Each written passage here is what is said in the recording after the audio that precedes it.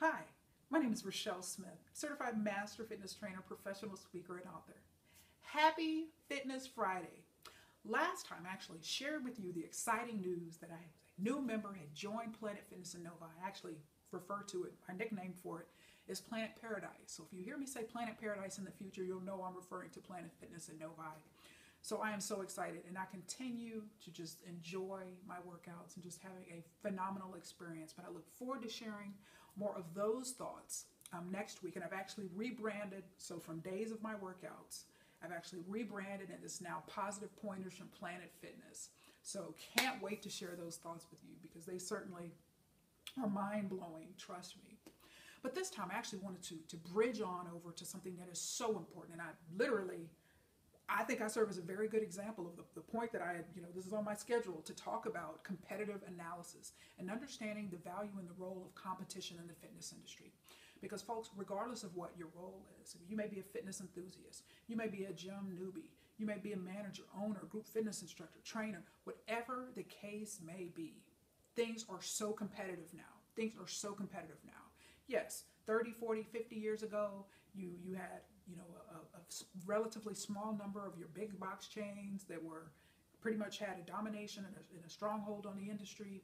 But these days, particularly in the last 20 years, but definitely the last 10 years, there's been a huge shift. There's been a huge shift away from that. And so what you even see now, your big box chains, those are successful in your top ranked chains of today, such as your LA Fitness, your Lifetime Fitness, your 24-hour fitness, those again are your bigger, larger, more highly ranked chains on the more the mid-size end. You've got your Planet Fitness, your Crunch Fitness. I mean, I could go on and on. On the smaller end, you've got CrossFits, you've got Orange Theory Fitness, you've got again this specialized Title Boxing Club 9-round fitness. I mean, there's so many fitness together, which is a one-on-one personal training program. So we see this shift away from this general fitness of big box clubs all the way over to a very specialized, results-oriented business models is what we see now. So people always have options. So again, if you're on the member side, you're a customer side, there are always options no matter where you are. Hopefully, unless you're out in the middle of nowhere, you may have one or two options, maybe not have any options, but pretty much for the rest of people, for the rest of everyone, there's going to be plenty of fitness options. And so for those of you who are actually on the fitness side, whether you be an owner, manager, assistant manager, trainer, instructor, anything like that, you got to recognize that your customers and your members have options. And so when you understand the competitive environment that you're in, and you recognize that people can leave you at any minute. People can leave you at any minute. And yes, I mean, I was at Powerhouse for 5 years and 1 month. And it just, I mean, I couldn't, and I'm gonna talk about this on a non-fitness Friday episode next week, but I'm going to talk about Tony Robbins and in one particular point in his book that he made, Awaken, in his book entitled Awaken the Giant Within. I'm going to talk about when you reach a certain point. And that was the point I reached, and I joined Planet Fitness, and have just been wishing I would have done it sooner. But anyway, that's a particular point, and you got to recognize your training clients, your members of your group fitness class, members of your facility or club can reach that point, or often do reach that point. You've got a point now again with this competitive environment that we have, where customers are changing gyms, changing trainers, changing group fitness classes. So there's so much change going on. But I just urge you, think long and hard. Don't give people a reason to leave. I mean, this is true in fitness and in life. I've always lived and died by my relationships and the people in my life, and even within sales. If a customer is walking away from me, then it's too late. If I'm trying to have an interaction and the customer's walking, it's too late. And so I had to master body language. I had to master listening to people, talking less, listening to them, watching and listening for nonverbal cues, because people tell you how they feel. As a trainer, you may see a client who all of a sudden stops showing up, or all of a sudden starts coming late every time, all of a sudden stops returning your text. You may be a group fitness instructor where it's the same type of thing. One of your favorite people who used to be on the front row in your class all of a sudden starts coming less, starts coming with excuses, stops coming at all. And so those are always signs. Those are always signs, because a lot of people don't have necessarily the confidence to be assertive and just to kind of tell you and deal with any potential conflict, where if they bring something to your attention.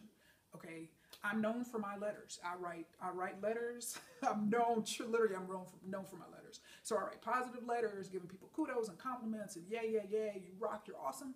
But I also do balance that out with something, I need to bring things to people's attention. I need to make things known. I'm trying to address the issue, while it's still potentially salvageable. And I did the same thing. I sent an email. There should be no surprises. That's always my philosophy. And a lot of people, when they leave something or they get rejected or whatever, people are thinking like, I can't believe, so-and-so left, or so-and-so, rejected me, or so-and-so filed for divorce and this and that. But it's like people tell you, but I'm so relationship oriented, and that's just part of my leadership gift, where I can see stuff, I can sense stuff, and I can be proactive and make adjustments, before those type of things happen. But yes, I was assertive. I am assertive. I sent a letter, I sent an email on June 6th. So and the reason why I always do that, whether something works out or something doesn't work out, is the person can always read and reflect on my words, reflect on my thoughts. And if it doesn't work out, reflect on that, know ultimately, kind of what drove the decision, but also grow, learn, and improve, and make it better for the next person, make it better for the next customer. I think that's always a good thing, because we're all human. We always learn, we're always learning and growing, and that's something that's so important that we need to be able to do is communicate. And if you're in a training situation where it's not working out, or something's just not right, or you're not happy, have a conversation. Bring it to their attention, regardless of how that happens, via text. If you don't like conflict or confrontation, you can do it via text or anything like that. But just make it known and give the person an opportunity to change.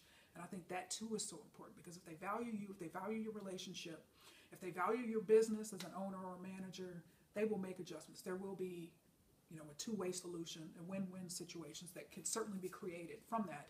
And you'll be retained, as a member, as a customer, as a client, whatever the case may be.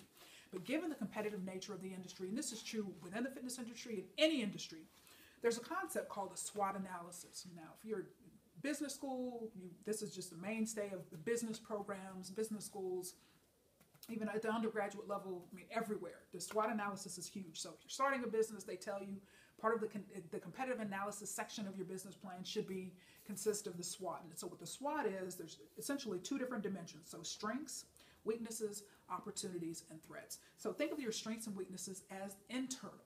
So what are your internal strengths? You as a trainer, you as a group fitness instructor, as an owner, what are the strengths of your facility? All right, same thing is true. What are your weaknesses? What weaknesses do you have? And it's very important to have, particularly up here, to get some objective feedback. Get some objective feedback from customers, from members, from people who know you, from clients, from people in your fitness class, whatever. Get objective feedback, because I think this is so important, and it can be eye-opening. And when you hear me talk about going undercover, regardless of what industry it is, this is what companies and this is what corporations are looking for. This is what home offices, including the fitness industries, want to know. What are the strengths and weaknesses of a particular facility? Because I'm coming in, again, with no bias, don't know the people, whatever. So it's easy for me to be very objective in those situations. And lastly, you have opportunities and threats. And so these two are external. So when you think about what opportunities exist for you out there in the marketplace, in the industry, opportunities could be things such as technology. If you're a trainer and you haven't worked with clients via an app or anything like that, that's an opportunity for you to grow your business, because oftentimes you could keep a far greater percentage of that revenue that you earn doing it that way versus perhaps training at a gym or a particular facility. And so that's an opportunity. What opportunities do you have? Is the market improving, or is the job market getting better? These are all indicators of incomes and rising incomes and more stability economically, where people can afford training. People can afford to join gym. People can afford to perhaps upgrade to your next tier gym level. And threats. So just as there are opportunities, there are threats. Threats could be a new gym coming to your area, a new trainer coming to your club. Perhaps you have a general certification, general personal training certification, and then a new trainer comes on board that's got 6 specialized certifications in addition to that one. Now that could potentially be a threat depending on who's in the situation, because why? That new trainer coming in is going to have a wider array of clients that he or she could potentially work with. So that could be a threat.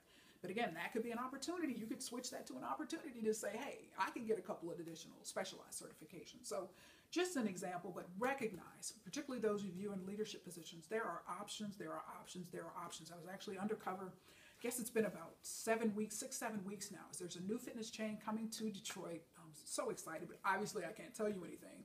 It's going to be coming in 2017. And they were doing pre-sales. So the gym will be opening up. And so they're selling memberships in advance of the official opening. And so had an opportunity to go in, and that was just a wonderful opportunity. But yet another example, very, very popular chain, but is now branching into this area, as many are. We've got, I'm a member of Planet Fitness now. Okay, there's more than 50 right here in Southeast Michigan. We got, a lot of locations across the country. But that's an example where you've got, an opportunity could be for you, instead of having where if you have a franchise and you got to pay to go to each different club that's outside of your home club, you could create a membership that says that people can travel to different clubs at a set price.